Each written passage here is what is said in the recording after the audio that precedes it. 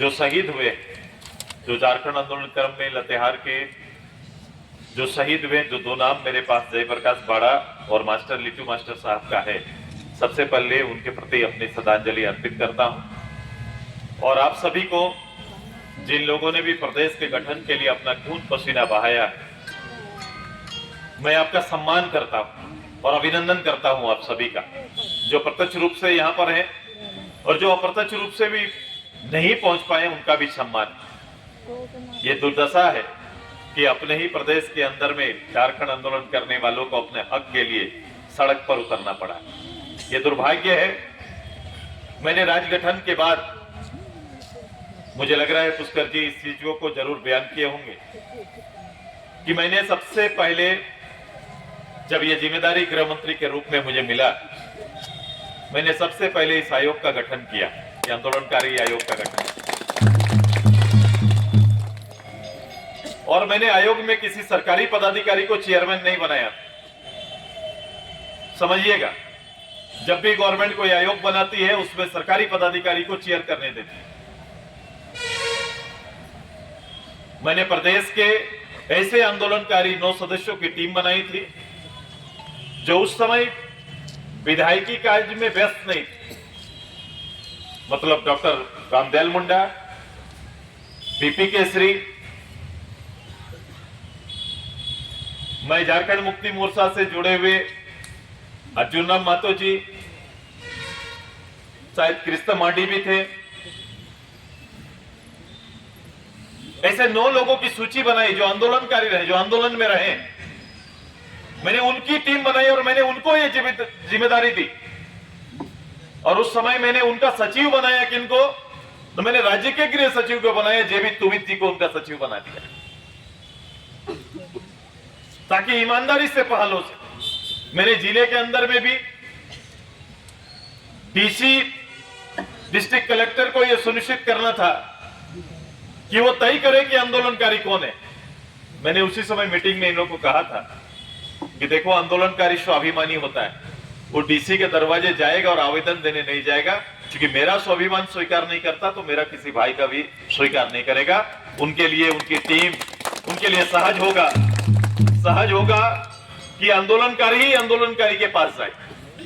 अगर आंदोलन करने वाला कोई साथी आंदोलनकारी के पास जाता है तो उनके पास सहज हो जाएगा। क्योंकि मैं ये जानता था कि आंदोलन के क्रम में जितने भी केस मुकदमे हुए हैं, किसी केस मुकदमे में कहीं पर यह नहीं उल्लेखित किया हुआ है कि आंदोलन के क्रम में इन पर यह धारा लगाया जा रहा है। वो सीधे सीधे आईपीसी का जनरल धारा लगाकर उसे या तो लूट, छिनतई या इस तरह से कोई नाम दे दिया गया है। सबके साथ जिसके पास भी केस उस समय हुआ है, इसी आधार पर हुआ है। इसीलिए मैंने उसको बाहर किया। मैंने बोला उस दिन आप तिथि मिलाओ, तय करो जिस दिन ये घटना घटी है उस दिन झारखंड आंदोलन में उस जिले के अंदर में या राज्य के अंदर में कोई आह्वान हुआ है कि नहीं। अगर आह्वान हुआ है तो रिलेटेड टू आप ये तय करिए कि उसी आंदोलन के क्रम में ये चिन्हित हो रहे हैं और उसी आंदोलन से जुड़े हुए, और उसी के तहत हमने इस चीजों को आगे बढ़ाया। मैंने कमेटी से और कमेटी में बैठकर कि आंदोलनकारी को अपने प्रदेश में क्या सम्मान होना चाहिए, मुझे लग रहा है मेरे निर्णय की कॉपी इनके पास होगा। पुष्कर जी थोड़ा सभी साथियों को दे दीजिए। ये 2009 का है। मैंने, जब मेरी सरकार उस समय हटी तो मैं तुरंत, उस समय तत्कालीन मुख्यमंत्री मधु कोड़ा जी बने थे, गुरुजी उसके समन्वय समिति में थे। मैं पहली बार अलग से सीधे इस विषय को लेकर, इस फाइल को लेकर पहुंचा और गुरुजी को ही दिया। मैं बोला आपके साथ मिलकर अगर ये गवर्नमेंट बन रही तो एक काम तो गुरुजी आप करना कि जो मैंने आंदोलनकारी आयोग का गठन किया है, जो प्रस्ताव है, इसे सबसे पहले पास करा लीजिएगा, क्योंकि इसके सबसे बड़े नेता में से एक आप भी हैं। मैंने तत्कालीन मुख्यमंत्री जी को भी यह दिया। लेकिन उसके बाद समय बीता, काल बीता, स्वरूप बदला है। सोचो 25 साल होने को आए, 25 साल मना रहे हैं, लेकिन 25 साल तक कौन आंदोलनकारी, ये सर्च ही चल रहा है, चयन ही चल रहा है 25 साल से कि भाई आंदोलनकारी कौन है। ये डिफाइन नहीं हो पा रहा है। और सवाल आंदोलनकारी को दिए जाने वाले भत्ता का नाम भी क्लियर नहीं। ये मेरा पेंशन है, ये मेरा भत्ता है, ये मेरा क्या है, मेरा सम्मान है। इसको थोड़ा ऐसे हल्के से मत लेना। मैं पुष्कर जी को भी आग्रह करता हूं कि हम लोग ये सोच के कभी लड़े नहीं हैं कि किसी दिन अपने प्रदेश में आएगा तो हम पेंशन भोगी हो जाएंगे। ये सोच के हमने लड़ाई कभी लड़ाई नहीं। अगर नहीं लड़ा तो आज अगर हम मांग रहे हैं तो याचक बन जाते हैं। और मेरी लड़ाई जिसमें ईमानदारी था वो कहीं ना कहीं प्रश्न चिन्ह में खड़ा हो जाता है। और मैं उससे बात कर रहा हूं जो सरकार पिछले 6 साल से चल रही है। मूलतः झारखंड नामधारी पार्टी और झारखंड के लिए लड़ने वाली पार्टी में से एक है। भले उसका मुखिया, उसको नेतृत्व देने वाला झारखंड आंदोलन का हिस्सा ना रहा हो, लेकिन आभास तो परिवार में था। उस परिवार के तो हिस्सा है, तो इसकी तपिश तो आपको मिली होगी, इसकी गर्मी का तो एहसास है।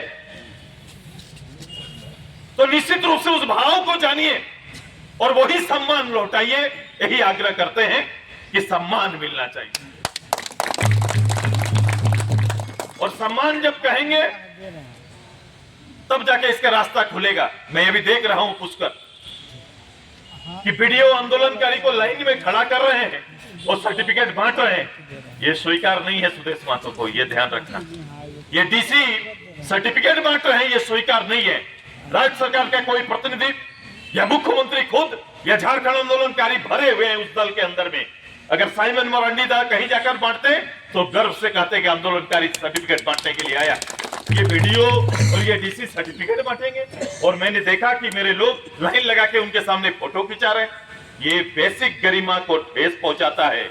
हम सबसे पहले इस झारखंड के अंदर में झारखंड की आबो हवा, हमारी व्यवस्था स्वाभिमानी है, इसका ध्यान रखिए। जहां स्वाभिमान पर ठेस पहुंचेगा तो फिर सारा चीज नाश हो जाएगा। कि गवर्नमेंट ने स्वाभिमान को ठेस पहुंचाने का काम किया है, ये स्वाभिमान को छूता है। और लतेहार में आप सभी लोगों से मेरा आग्रह है, ये इस तरह से नहीं करना है कि आप तो ये आपका हक है, ये आपका सम्मान है, सर्वोपरि है।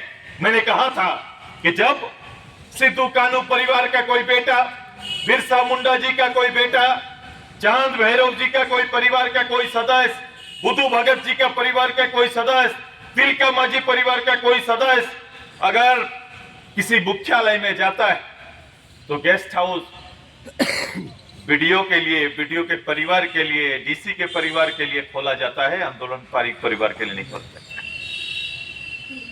मैं बोला उसे सबसे राजकीय सम्मान ना दे पाए, लेकिन राज्य के अंदर में सरकार की मिलने वाली सुविधा में प्राथमिकता दीजिए, ये मैंने कहा था।